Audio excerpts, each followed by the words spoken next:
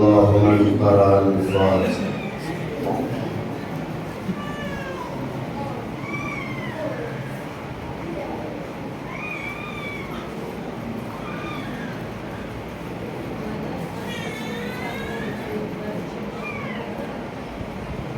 حسبنا الله نعم الوكيل نعم المولى ونعم النصير.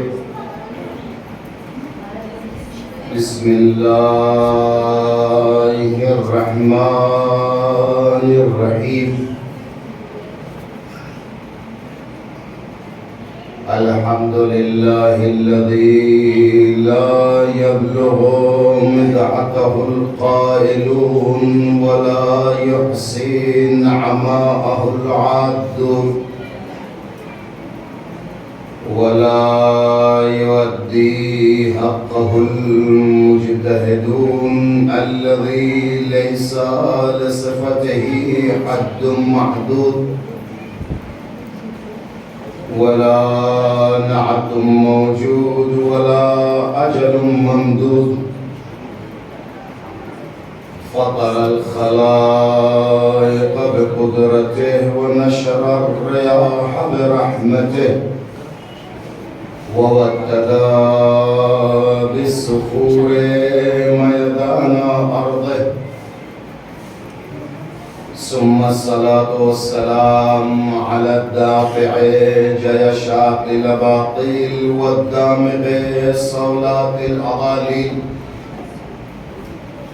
النور الساطع والضياء اللامع المنهاج البادي والكتاب الهادي المشهود بكعبة وهجرته بطيبة مولانا ومولى الثقلين جد الحسن والحسين بالقاسم محمد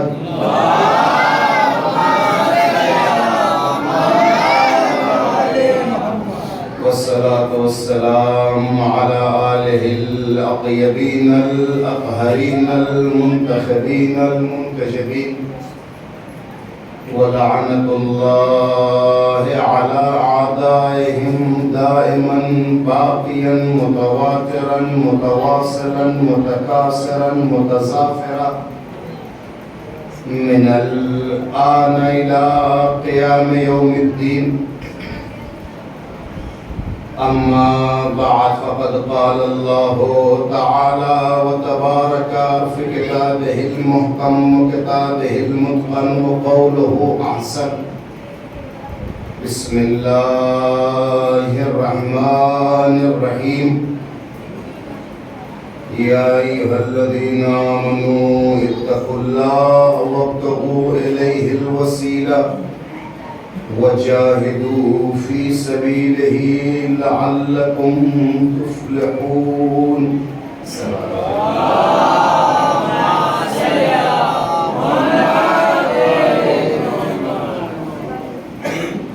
عزاداران مظلوم کربلا صوباران حسینی محرم الحرام 1444 ہجری 2022 عیسوی کا محرم کا چاند آج اپنے دوسری منزل کو طے کر چکا ہے. سب افتخار ہے ہمارے لیے کہ ایک بار پھر امام بارگاہ امام حسین علیہ السلام وہ بار سے میں آپ سے مخاطب ہوں اور وہ گزارشات جو پیغام حسینی کے نام سے آپ کے نام ہے اسے پہنچانا ہے. صبح میں جو ہماری گفتگو ہوتی ہے وہ اس بات کی کوشش کر رہے ہیں کہ علی اور اولاد علی سے دشمنی کے اسباب کیا ہیں. شام کی جو ہماری گفتگو ہے کوشش یہ ہوگی کہ وسیلہ الہی کے حوالے سے گفتگو ہو. وسیلہ کہتے کس کو ہیں وسیلے کے شرائط کیا ہیں، وسیلہ کیوں ضروری ہے، کیا ہماری اور آپ کی زندگی میں وسیلہ پایا جاتا ہے یا نہیں پایا جاتا، کیا اس سے فائدہ اٹھایا جاتا ہے یا نہیں اٹھایا جاتا، شریعت اور مذہب کے قانون سے بالا تر کیا فطرت، نیچر، انسانیت اس بات کی اجازت اور حکم دیتی ہے یا نہیں کہ وسیلہ اختیار کرو یا نہ کرو۔ اور ایک بہت اہم ترین موضوع ہے یہ، جس پر افسوس یہ ہے کہ نہ کرسچنس نے، نہ یہودیت نے، نہ دیگر اور اصنام کے پجاریوں نے، دیگر مذاہب اور مسلک کے لوگوں نے اس پر کوئی اٹیک اس روپ سے نہ کیا کہ آپ کسی کو اپنا وسیلہ اور سفارشی نہ بنائیے۔ افسوس یہ ہے کہ کلمہ گویا نے، پیغمبر نے، جنہیں آیت نے بھی بڑھ کے سہارا دیا ہے، حدیثوں میں بھی کہا ہے اور صاف صاف آیت لائی ہے، وَابْتَغُوا إِلَيْهِ الْوَسِيلَةَ، وہ لوگ اس بات کے منکر ہو بیٹھے اور قرآن کے اس پیغام کو چیلنج کر دیا کہ صاحب جو کچھ ہمیں مانگنا ہے براہ راست اور ڈائریکٹ اللہ سے مانگ لیں، ضرورت کیا ہے کسی کو وسیلہ بنائیں، کسی کو شفاعت کا ذریعہ بنائیں اور بیچ میں کسی کے سورس کو اور کسی کے رابطے اور تعلقات کو استعمال کیا جائے۔ لیکن اس بات سے بے خبر ہیں وہ کہ اگر وہ جو بات کہہ رہے ہیں کہ ہمیں اپنی زندگی میں وسیلے کی ضرورت نہیں ہوتی ہے، وہ خود اس بات کو کہنے کے لیے اپنی زبان کو اپنا وسیلہ قرار دیتے ہیں، اور جو وہ فتویٰ لکھتے ہیں وہ خود کسی قلم اور کاغذ کا وسیلہ اور سہارا بناتے ہیں، تب یہ لوگوں تک پہنچاتے ہیں کہ یہ کام کریں یا یہ کام نہ کریں۔ وہ اگر ایک شہر سے دوسرے شہر نہیں، بلکہ اگر ایک محلے سے دوسرے محلے جس شہر میں رہتے ہیں اگر وہ جانا چاہتے ہیں تو ضرورت محسوس کرتے ہیں کسی گاڑی کے، کسی بائک کے، کسی موٹر سائیکل کی، کسی وسیلے کی، تاکہ ایک جگہ سے دوسری جگہ چلے جائیں۔ اگر محلے کے علاوہ شہر سے دوسرے شہر جانا ہوتا تو بھی مجبور ہوتے ہیں، وہ کسی گاڑی کا سہارا لیں، وہ ٹرین ہو، پلین ہو، فور ویلر ہو، کسی بھی ذریعے سے۔ در حقیقت میں کہنا یہ چاہتا ہوں اپنی بات کو شروع اور مزید کرنے سے پہلے کہ وسیلے کے بغیر زندگی مفلوج ہو جائے گی اور حیات کا ٹریفک جام ہو جائے گا۔ اس کے بغیر انسان اپنی زندگی جی نہیں سکتا ہے۔ میں اپنے بزرگوں سے مدد چاہوں گا جو ہماری اس بات کی تائید کریں گے۔ ہو سکتا ہے جوان طبقہ اس بات کو نہ سمجھ سکے جو میں مثال دینے جا رہا ہوں، لیکن دونوں مثالوں کو قریب کروں گا تاکہ ہمارے بچوں کے لیے بھی ہو، ہمارے بزرگوں کے لیے بھی بات واضح ہو۔ اللہ نہ کرے آپ مریض ہو جائیں، اللہ نہ کرے بیمار ہو جائیں، اور ابھی یہ 2 سال جو بیتا ہے بچوں کو تو احساس نہیں، ان کے لیے تو اسکول سے چھٹی ہو کر کے گھر رہنے میں انجوائے انہوں نے کیا ہے نا، کہ اسکول کی چھٹی ہو اور آن لائن ہے تو آن لائن پڑھے نہ پڑھے موبائل سے کھیلنے کا بہترین موقع مل گیا۔ لیکن ان کے دلوں سے پوچھیں جنہوں نے موت کو اپنے قریب سے دیکھا ہے اور موت سے بھاگتے اور موت کو بھاگتے ہوئے دیکھا ہے، جو دہشت کا سما پوری دنیا میں تھا، چاہے وہ دور افتادہ علاقے ہوں، تھرڈ ورلڈ ہو، تیسری دنیا ہو یا فرسٹ ورلڈ ہو، جو ترقی یافتہ ممالک ہیں، ہر جگہ جنازے برابر کیا بلکہ وہ جو اپنے آپ کو زیادہ ترقی یافتہ سمجھتے تھے انہوں نے زیادہ جنازوں کو اٹھایا ہے۔ لہٰذا موت امیر و غریب نہیں دیکھتی، بیماری ترقی اور غیر ترقی ملک و ملکیت نہیں دیکھتی، جب ایک ہوا آتی ہے تو کہیں برابر اور کہیں کہیں زیادہ ہو جاتی ہے۔ میں کہنا یہ چاہ رہا تھا اللہ نہ کرے کبھی بیمار و مریض ہو جائیں، بزرگ ہمارے اس بات کی تائید کریں گے۔ اب ایک ڈاکٹر صاحب کے پاس، اچھا ابھی بھی گاؤں میں وہ حصہ وہ سلسلہ پایا جاتا ہے جو میں مثال دینا چاہتا ہوں۔ ڈاکٹر صاحب کے پاس گئے، انہوں نے دوا کے ساتھ ساتھ کہا انجیکشن بھی لگے گا۔ دل دھک سے ہو گیا کہ انجیکشن ہوگا تو کیا ہوگا، لیکن انجیکشن سے وہ ڈرتے ہیں جس جسم پر کبھی کسی طرح کے ماتم کا نشان نہیں ہوتا ہے، جیسے وہ ان چیزوں سے ڈرتے ہیں جن کے سینے اور پیٹھ پر یادگار حسینی کے تمغے لگے ہوتے ہیں، وہ کسی چیونٹی کے کاٹنے کا خوف اور ڈر نہیں ہوتا ہے۔ تو جو فرما رہے ہیں آپ تب گئے تو انہوں نے انجیکشن کے لیے کہا. اچھا وہ بیٹھے ہوئے ڈاکٹر صاحب سے غور سے سنیے گا. ڈاکٹر صاحب سے بے تکلفی تھی اور وہ اس طرح بیٹھے تھے. جب اس جانب ہم نے جا کر کے دیکھا تو گیس پر ایک معمولی سا چھوٹا سا ایک برتن تھا, اس میں کچھ رکھا ہوا تھا, ابل رہا تھا. میں پوچھا ڈاکٹر صاحب کیا کھانے پینے کا اہتمام آپ یہی بناتے ہیں, گھر نہیں جاتے ہیں؟ آپ کے لیے نہیں کھلا کھانا اور گھر فیملی میں گھر جاتا. تم نے کہا یہ گیس دیکچی یہ برتن کس لیے آپ نے رکھ رکھا؟ غور سے سنیے گا. کہا اس لیے ہے کہ یہاں ہمارے پاس ہر طرح کے مریض آتے ہیں, تو ہر مریض کو اگر ہمیں انجیکشن اگر ہمیں دینا ہوتا ہے تو ہر ایک نیا انجیکشن نئی سوئی افورڈ نہیں کر پاتا, اس کے پیسے ہمیں نہیں دے پاتا ہے. وہ تو سوچتا ہے کہ بھائی ٹھیک ہے 2 گولیاں دے دیں اسی سے ہم کو آرام ہو جائے. تو یہاں پر ہم نے سرنج اور انجیکشن جو رکھ رکھے ہیں اس کو پانی میں کھولا دیتے ہیں. کیوں؟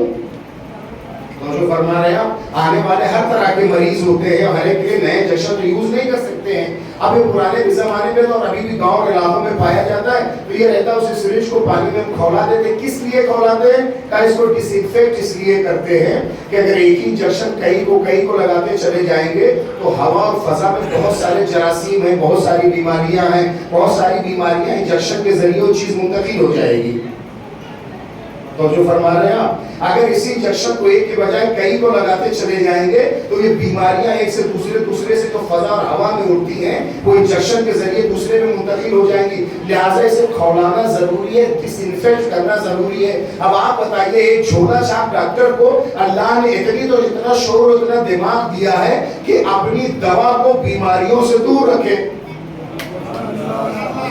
اللہ نے ایک ڈاکٹر کو اتنا سینس اور دماغ تو دیا ہے کہ اپنے وسیلے کو موضوع واضح ہوا, اپنے اس وسیلے کو جس سے وہ دوا پہنچاتا ہے انجیکٹ کرنا چاہتا ہے اس وسیلے کو بیماریوں سے دور رکھے تاکہ فضا کی بیماریاں اس وسیلے کے ذریعے جسم میں منتقل نہ ہو جائے.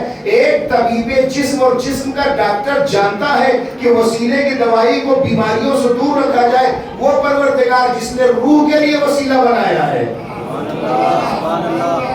وہ پروردگار جس نے روح کے لیے انبیاء کو اور اولیاء کو اور ائمہ کو وسیلہ بنایا ہے. اب اس کے لیے کیا ضرورت ہے؟ ضرورت ہے کہ ان وسیلوں کو یطہرکم تطہیرا کے کور میں رکھے, کوئی بھی نجاست اور نجاست آل محمد کے پاس پہنچنے نہ پائے.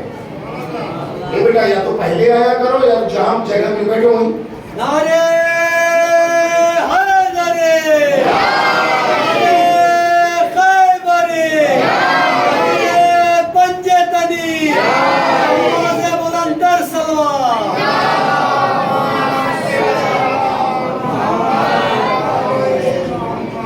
سلوات کا سہارا بھی تھوڑا سا آگے آ جائے تاکہ جو ڈوبتے ہوئے آتے ہیں یہ نہ آئے. اور جس کو التجا ہے کہ جس کو جہاں جگہ ملے وہیں بیٹھ جائے, آگے بیٹھنے کا شوق ہے تو پہلے آیا کرے. ایک نعرے حیدری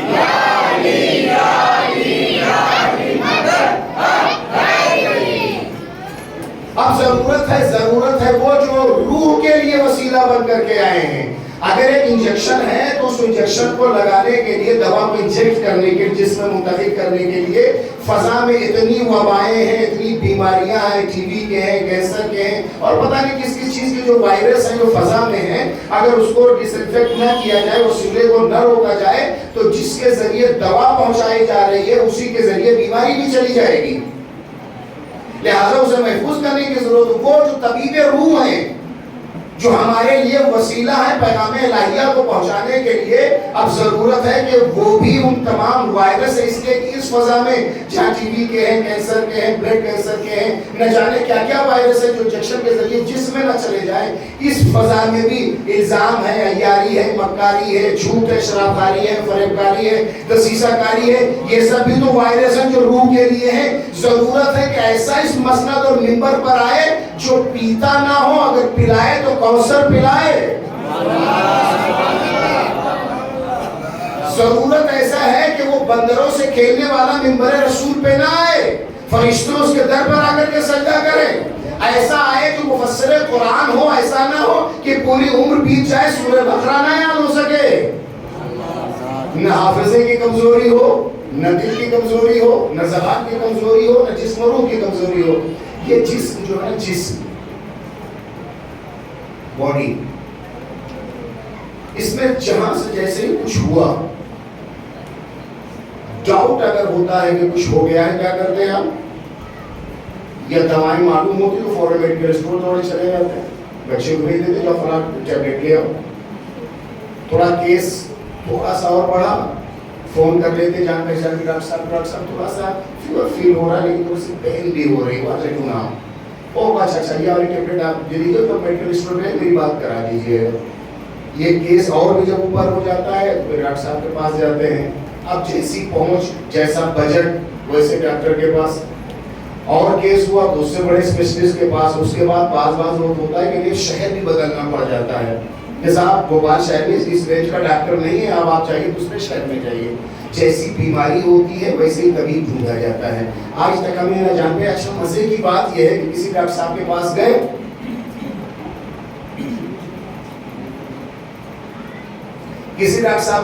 اور ڈاکٹر صاحب نے کہا کہ دیکھیے یہ دوائیں تو آپ کو کھانی ہی ہے لیکن کھانے میں یہ چیزیں آپ کو نہیں کھانا ہے. ٹھیک, کون سی چیز ہے؟ ایسا ہے کہ آپ اس کھانے میں یہ الگ گوشت نہ کھائیے گا, چاول استعمال نہ کریے گا, یہ والی دال استعمال نہ کریے گا, کچھ دن تک آپ دہی بند کر دیجئے. جو ڈوز ہوتے ہیں ڈاکٹر بتاتے ہیں اور آپ نہیں کھاتے, اس لیے ڈاکٹر صاحب نے کہا ہے اور انہوں نے اس بات کی تاکید کی ہے. یہ تو ہو گیا کھانوں میں. مزے کی بات یہ ہے کہ ڈاکٹر کے کہنے پر, تو جو فرمایا گیا ڈاکٹر کے کہنے پر حلال چیزیں چھوڑ دیتے جس کو اللہ نے حلال قرار دیا ہے. ایک ڈاکٹر کے کہنے پر حلال چیزیں چھوڑ دیتے جو اللہ نے حلال قرار دیا ہے, لیکن اللہ کے کہنے پر حرام چیزیں نہیں چھوڑتے ہیں. اگر ایک انسان کے نزدیک ڈاکٹر کے برابر بھی اگر اللہ کا احترام ہو جائے, ایک انسان کے دل میں اگر ایک ڈاکٹر کے برابر بھی اللہ کا خوف اور اللہ کا احترام پیدا ہو جائے تو نہ کبھی جسم بیمار ہوگا نہ کبھی روح بیمار ہوگی. جیسا ہوتا اسی حساب سے ڈاکٹر کے جسم میں جیسے بیماری ہوئی, اپنے سے لے کر کے ہزائنس ڈاکٹر اور بڑے بڑے ڈاکٹر بھوپال سے لے کے فلوریڈا تک امریکہ تک کنسلٹ کیا جاتا ہے, رپورٹ بھیجی جاتی ہے. اور اس سے اچھی بات ہے اگر انسان خدا خاصہ بیمار ہو رہا ہے تو اسے بیماری کا علاج کرنا چاہیے. فطرت اور نیچر کا تقاضا ہے. فیور فیل کیا, کھانسی آ رہی ہے, کچھ سینے میں پین ہے تو آپ فوراً دوا لے لیجئے. تقاضا یہ ہے کہ بہتر یہ ہے کہ احتیاط فوراً کریں. میرے دوستوں, میرے عزیزوں, میں جوانوں کے نام پیغام دینا چاہتا ہوں. صرف آپ فیل کرتے ہیں, بہت زیادہ پین بھی نہیں ہوتا سر اور پیر میں, پیٹ میں, آپ فوراً بیفور آپ دیٹ آپ دوا لینے کی کوشش کرتے ہیں. کبھی ایسا ہوا کہ ہم نے اپنے دل میں محسوس کیا ہے کہ میں کچھ دنوں سے زیادہ جھوٹ بولنے لگا ہوں؟ ناراض نہ ہوئیے تو دل کی بات کہہ رہا ہوں, مسکرا کے سنیے. سر کے درد کے لیے دوڑے چلے جاتے ہیں کہ کیا ہو گیا, ذرا درد بڑھنے لگا, ہیڈ ایک ہے اور تھوڑا سا چکراہٹ ہو رہی ہے. کبھی احساس ہوا کہ 2 دن سے زیادہ جھوٹ بولنے لگا ہوں, کسی مولوی صاحب سے مشورہ کریں کہ آقا کیا کریں, جھوٹ ہم زیادہ بولنے لگے ہیں. اس جھوٹ کو چھپانے کے لیے کہتے ہیں میں کبھی جھوٹ نہیں بولتا ہوں. کبھی ایسا ہوا ہے کہ خود احساس یہ کیا کہ جو میں بزنس جو تجارت کر رہا ہوں آج کل میں نے 2 مہینے سے اس میں تھوڑا سا حرام کی بھی آمیزش اور ملاوٹ شروع کر دی ہے. نہ کسی سے کہ خود اپنے آپ کو سوچے, جس طرح سے خود سے جا کے میڈیکل اسٹور پہ ایک ٹیبلٹ لے لیتے جو آپ جانتے ہیں کہ یہ پین کلر ہے اور سر درد کے لیے بہتر ہے, اسی طرح سے خود تو جانتے ہیں کہ اگر جھوٹ چھوڑ دیں گے, حرام خوری چھوڑ دیں گے, الزام چھوڑ دیں گے, اس میں تو کسی ڈاکٹر کے پاس جانے کی ضرورت ہی نہیں ہے. شریعت ایک ایسا نظام ہے میڈیکل کا اور میڈیسن کا کہ ہر شخص ڈاکٹر بن سکتا. اللہ نے ایسے قانون بتا دیے ہیں. لیکن اب یہ جب جسم بیمار ہوا, یا مجھے بتائیں گے کہ انسان کئی چیزوں سے مل کر کے بنا ہے؟ صلوات بھیجے محمد والے محمد.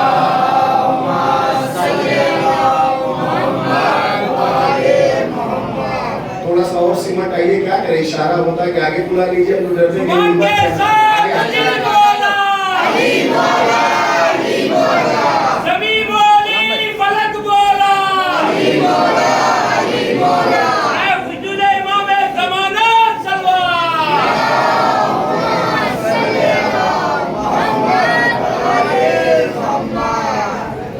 انسان کا وجود کی 2 چیزوں سے بنا ہے, ایک ہے روح اور ایک ہے جسم. جسم کے لیے اتنا پریشان ہوتے ہیں, معمولی سے اگر پین ہو جائے, سر میں درد ہو جائے تو دوڑے پھرتے ہیں. روح کے لیے کوئی بات نہیں تو دیکھ لیا جائے گا.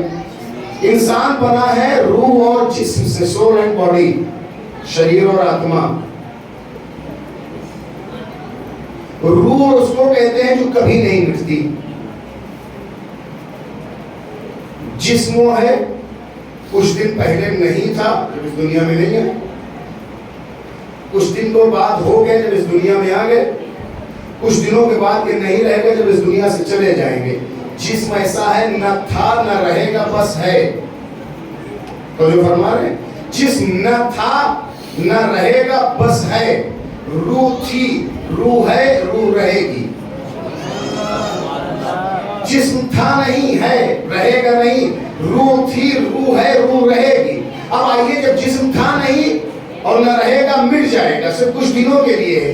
रूह थी भी, रूह है भी, रूह रहेगी भी। अब यहाँ पर पैगंबर ने फरमाया कि अजसादना मुरव्वहा, हमारे जिस्म, हमारे मोहम्मद और रसूल वाले रसूल के जो जिस्म है वो रूहों से बनाए गए हैं। गाड़ी एक थोड़ा एकेडमी बहस है, लेकिन इसको पहुंचाना चाहता हूँ। जिस्म न था न रहेगा, बस है। रूह थी, रूह है, रूह रहेगी। और पैगंबर ने कहा अजसादना मुरव्वहा, हमारे जिस्मों को रूहों से गूंथ करके बनाया गया है। यहाँ रूह से मुराद ये रूह नहीं जो आप में दौड़ती फिरती है। रूह से मुराद एक ऐसा वजूद जो था, है और रहेगा। और हमारे चाहने वालों के जिस्मों को इल्लीन के जरिए से बनाया गया है। नहीं, उसको थोड़ा टफ हो गई है बहस, कुछ लोग से क्या उस क्या के लिए सलवा भेजिए तो आगे मैं बताऊं।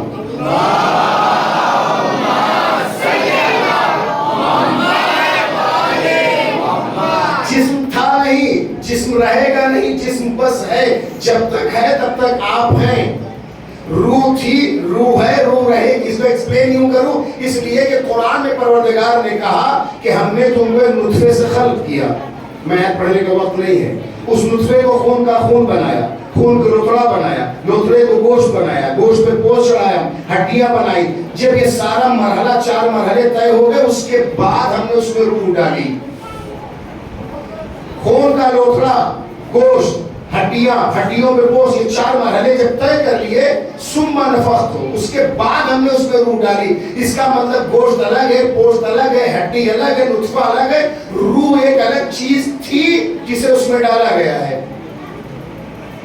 एक रूह थी जिसको उसमें डाला गया, और ये रूह थी, आ गई, जिस्म चला जाएगा, रूह बाकी रहेगी। दुनिया के हर धर्म इसको मानने को तैयार है और मानते हैं कि सोल को, आत्मा को मौत नहीं आती। अब वो चाहे भटकती हुई आत्मा हो, चाहे जिंदा आत्मा हो, इसको मौत नहीं आती। पैगंबर ने कहा अजसादना मुरव्वहा, हमारे जिस्म जो है रूहों से बने हैं, इसलिए कि रूह को कभी मौत नहीं। मैं एक बात पहुंचाना चाहता हूं, जो कहते हैं या रसूल अल्लाह ना कहो, या अली ना कहो, लब्बैक या हुसैन ना कहो, मौत आती है जिस्म को, रूह को कभी मौत नहीं आती। और पैगंबर ने कहा अजसादना मुरव्वहा, हमारे जिस्म रूहों से बने हैं। हम आंखों के सामने रहे तो भी है, ना रहे तो भी है, जिंदा रहे तो भी लब्बैक या रसूल अल्लाह, चले जाए तो भी लब्बैक या रसूल अल्लाह। अजसादना मुरव्वहा, हमारे जिस्म जो है रूहों से गूंथ करके बनाए गए हैं। हमारे चाहने वालों के जिस्म लीन के जरिए बनाए गए। सोल एंड बॉडी, आत्मा और शरीर, रूह और जिस्म एक चीज है जो मुस्तकिल मिट जाने वाली है, एक चीज है जो हमेशा बाकी रहने वाली चीज है। 2 चीजें कभी एक साथ हो नहीं सकती, जो एक हमेशा मिट जाए और एक जो हमेशा रहने वाली हो। Is impossible. जिस भी कानून में जाकर के आप इसको डेकेड की बहस में भी देखेंगे तो मुमकिन नहीं है एक चीज जो हमेशा मिट जाने वाली हो, एक चीज जो हमेशा बाकी रह जाने वाली हो, दोनों चीजें एक साथ जमा नहीं हो सकती। तो जब रूह है हमेशा बाकी रहने वाले, जिस्म है मिट जाने वाले, तो जरूरत है किसी एक का जो इसके दरमियान एक राबिते का काम करे। याद करिएगा, पता नहीं फिर जिंदगी साथ देना दे कब आपसे मुलाकात हो। रूह है हमेशा रहने वाली, जिस्म है मिट जाने वाला। मिट जाने वाली चीज हमेशा बाकी रहने वाले के साथ नहीं रह सकती, मुमकिन ही नहीं है। दिन और रात एक साथ जमा नहीं हो सकते, या दिन है या रात है। जरूरत है किसी ऐसे की जो दोनों के दरमियान हो। उसे कहते सफेदी शहर, रात की झलक भी हो, दिन का उजाला भी हो। जरूरत है किसी एक ऐसे मरहले की जिसमें रात की झलक भी हो और दिन का उजाला भी हो। ایک طرف روح ہے ایک طرف جسم، دونوں ایک ساتھ رہ نہیں سکتے۔ اسلام نے اس ڈاؤٹ کو آ کر کے کلیئر یہ کیا، سائنس تھا کہ بیٹھ گئی، روح اور جسم مٹنے اور باقی رہنے والے چیز جمع نہیں، اس دونوں کے درمیان جو رابطہ پیدا کرے اسے کہتے ہیں نفس ناطقہ۔ اور سناٹا ہے، بہت ساری ٹھوک پھیپاری خطابت سنتے ہیں، ایسی باتیں آپ تک پوچھانا چاہتا ہوں۔ نعرہ لگائیے نہ لگائے، جنت کی ضمانت ہے مگر گریہ بھروسہ ہے ہوتا۔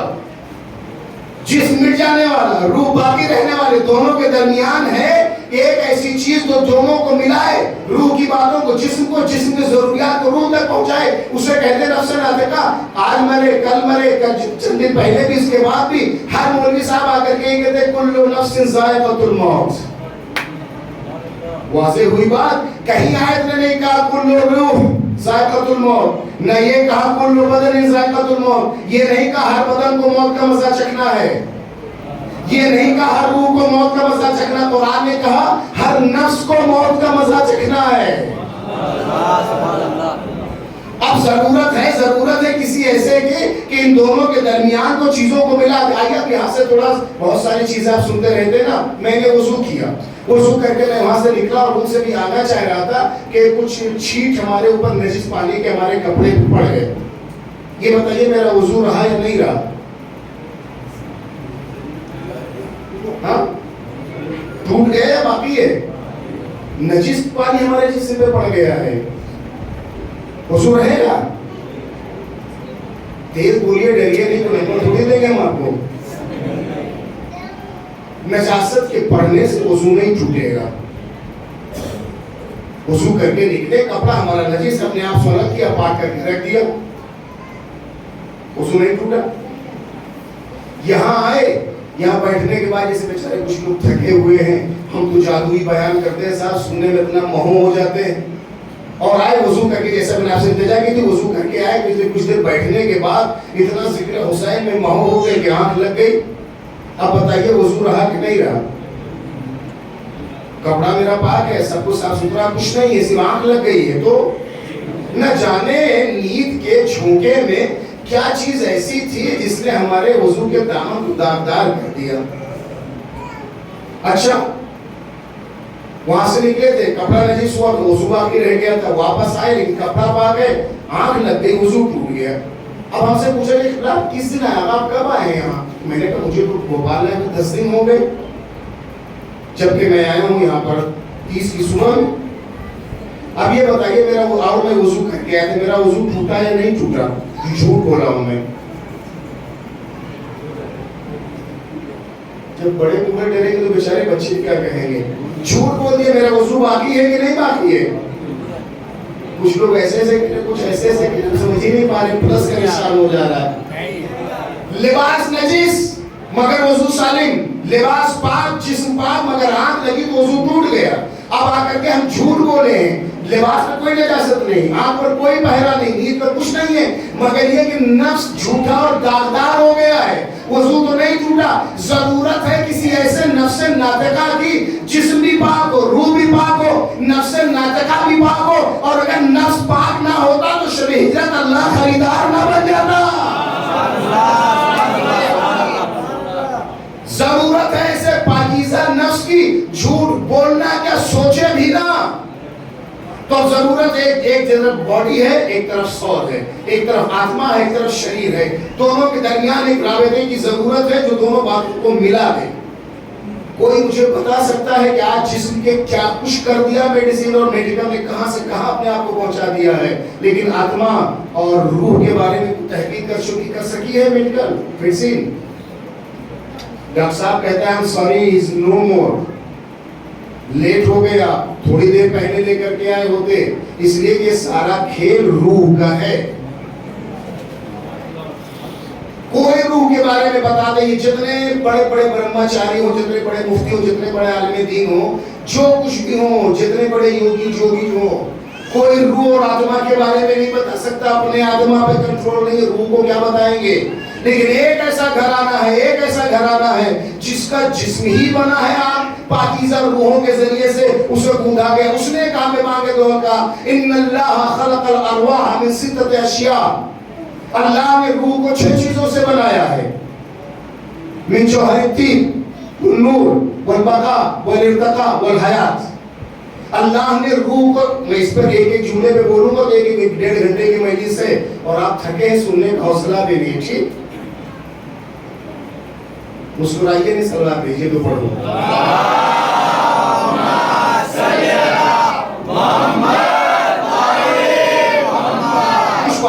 اس کے بعد بقیہ.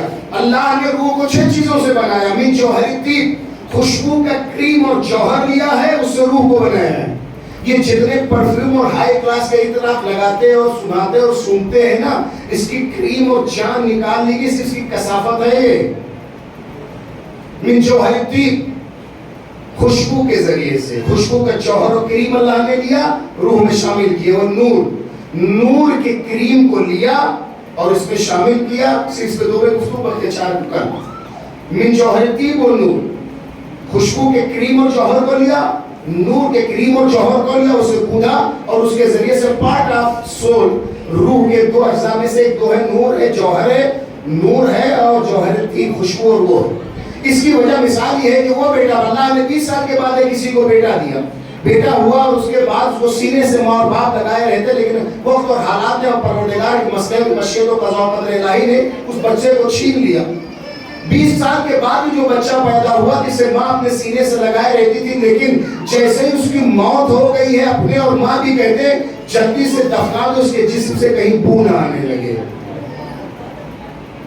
اپنا چاہے جتنا چہیتا بیٹا اور باپ اور جوان بھائی کیوں نہ ہو، جسے سینے سے لگائے رہتے تھے، لیکن جیسے روح جسم سے نکلتی اپنے کہتے جلدی سے دفناؤ، جسم سے لاش سے کہیں اسمیل نہ آنے لگے. اسمیل اور یہ بدبو کی بات آئی کہاں سے؟ اس کا مطلب جو روح کی خوشبو تھی اس سے نکل گئی ہے. اس کا مطلب یہ ہے کہ جو روح کی خوشبو تھی اس کے جسم سے نکل گئی ہے، تبھی تو بدبو کا ڈاؤٹ اور خوف ہوتا ہے اس کو نکال لینے کے لیے. اس کا مطلب یہ ہے کہ جب تک وہ خوشبو ہے تب تک اسے پہچانا جاتا ہے کہ انسان ہے. اس کا مطلب روح میں خوشبو ہے. اور اگر ایسا نہ ہوتا تو ایک چادر کے نیچے ایک ذات آ کر کے لیٹی ہے، پہلا شہزادہ آیا ہے، سلام کیا ہے، سلام کرنے کے بعد کیا، یا امہ ہو انی اشم عندک رائحۃ، اے مادر گرامی میں اپنے نانا کی خوشبو محسوس کر رہا ہوں. سن آمادہ ہو گئے سنے تو میں خدمت کروں. اس کا مطلب رسول کے جسم کی خوشبو ہے. بڑا شہزادہ، چھوٹا شہزادہ، امیر المومنین، فاطمہ زہرا، یہ سارے خوشبو کو سونگتے ہیں. اس کا مطلب ہماری روح میں خوشبو ہے، ان کے جسم میں خوشبو ہے. اور اگر ایسا نہ ہوتا تو یہ کہتے کہ جو نانا پرفیوم وہ ادھر لگاتے تھے اس کی خوشبو آ رہی ہے. شن ہے آقا کے حسن مشتبہ یہ کہنا چاہیے تھا کہ مادر گرامی نانا جو خوشبو لگاتے تو اس کی اندر کی خوشبو آتی، لگتا ہے نانا یہاں ہے. چھوٹا شہزادہ جب شہید کربلا آئے تو ان کو کہنا چاہیے تھا کہ مادر گرامی نانا جو ادھر لگاتے تھے وہ خوشبو آ رہی ہے، ادھر کی بات نہیں، مجھے نانا کی خوشبو آ رہی ہے. ضرورت ہے. اور یہ خوشبو کی کیفیت یہ تھی جس میں پیغمبر سے کہ دشمن رسول و رسالت و اسلام و مسلمین ہیں ابو لہب و ابو جہل، لیکن وہ کہتے ہیں کہ جس گلی سے یتیم عبداللہ محمد گزر جاتا تھا کئی دن گلیوں سے خوشبو آتی تھی. کئی دن ان گلیوں سے خوشبو آتی تھی جن گلیوں سے یتیم عبداللہ. وہ لوگ جو کہتے ہیں سیرت النبی نہیں پڑھتے، مجلسوں میں سیرت النبی نہیں بیان کیا جاتا، ہم کسی سرمے کی بات نہیں کرتے، خوشبو رسالت کی بات کرتے ہیں. ہم کسی چادر و کملی کی بات نہیں کرتے، قصہ اور حدیث قصہ کی بات کرتے ہیں. تو اتنی خوشبو ہے کہ 7 دن تک گلیوں سے خوشبو آتی تھی. اب آئیے نور پیغمبر کا، اور کسی کی بات نہیں کرتے. حضرت ام المومنین عائشہ رضی اللہ تعالی عنہا فرماتی ہے کہ پیشانی پیغمبر سے اتنا نور نکلتا تھا کہ میں رات کے اندھیرے میں سوئی تلاش لیتی تھی.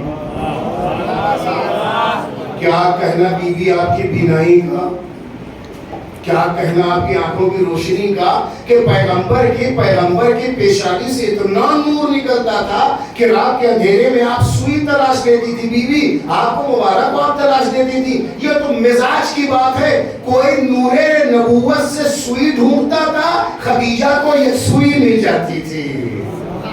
آئے اردو میں کیا کروں تم لوگ کے ساتھ بھوپال والوں، صلوات بھیجے محمد والے محمد.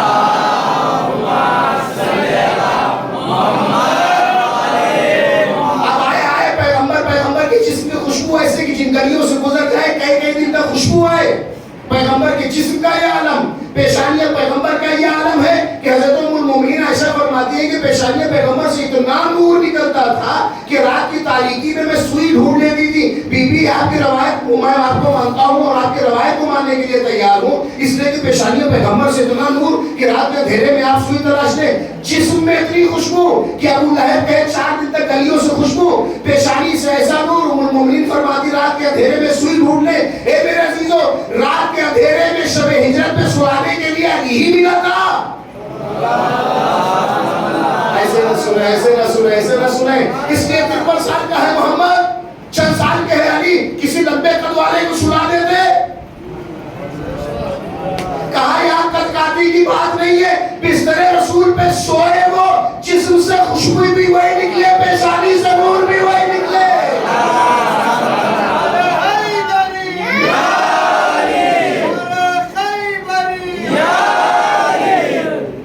بہت سارے مل جاتے, لیکن لائے کہاں سے اسے کہ جسم سے خوشبو بھی وہی آئے, پیشانی سے نور بھی وہی نکلے.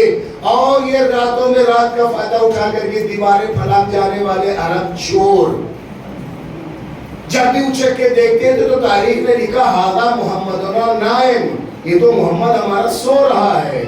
اب یہ دید کی بات ہے, دید کی بات ہے کہ کون کس لحاظ سے, وہ جسم تو دیکھ رہے تھے, روح نہیں دیکھ رہے تھے. جس کو کفار بھی سوتا ہوا دیکھے تو محمد لگے,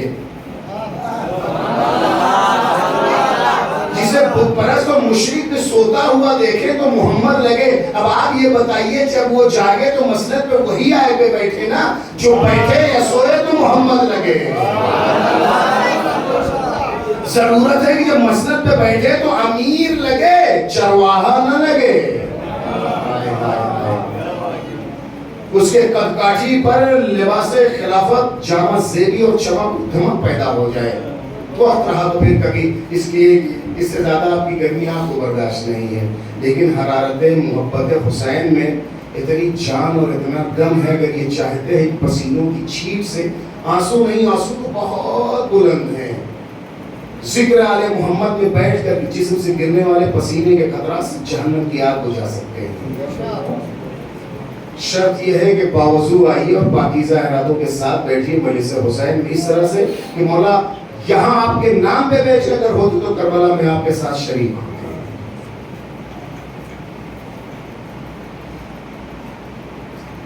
محرم تیوہار نہیں ہے, محرم کوئی رسم نہیں ہے, کوئی منائی جانے والی پرمپرا اور خاندانی کوئی میراث و وراثت نہیں ہے. یہ وہ وظیفہ الہی ہے, یہ وہ مناسک عقیدت ہے جسے الگ الگ پیرایوں میں اگر حج کے دوران عمل انجام دیا جائے تو مناسک حج کہلاتے ہیں, اور اسی عبادت کی شکل دوسرے روپ میں اگر بدل دی جائے تو شاعر الہی اور عزاداری حسین اور یادگار عزاداری حسین کہلاتا ہے. صبح میں نے آپ سے بات کہی تھی, شہر آپ کا ہے, علاقہ آپ کا ہے, جہاں بیٹھے ہیں یہ ملکیت حسین کی ہے.